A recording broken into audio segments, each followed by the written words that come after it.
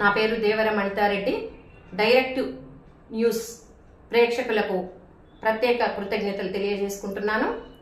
మార్చి 8వ తారీఖున అంతర్జాతీయ మహిళా దినోత్సవం జరుపుకుంటున్నందుకు నేను చాలా సంతోషిస్తున్నాను.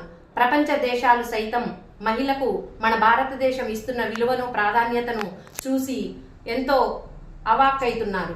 ఈ విషయంలో నేను ఒక మహిళగా గర్విస్తున్నాను.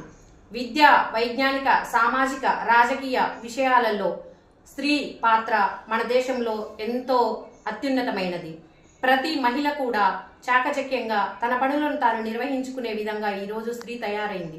ఒక ఒంటింటికి పరిమితమైన స్త్రీ ఈరోజు మన దేశంలో ప్రతి రంగంలో ముందంజలో ఉందని తెలియజేయటకు నేను గర్వపడుతున్నాను.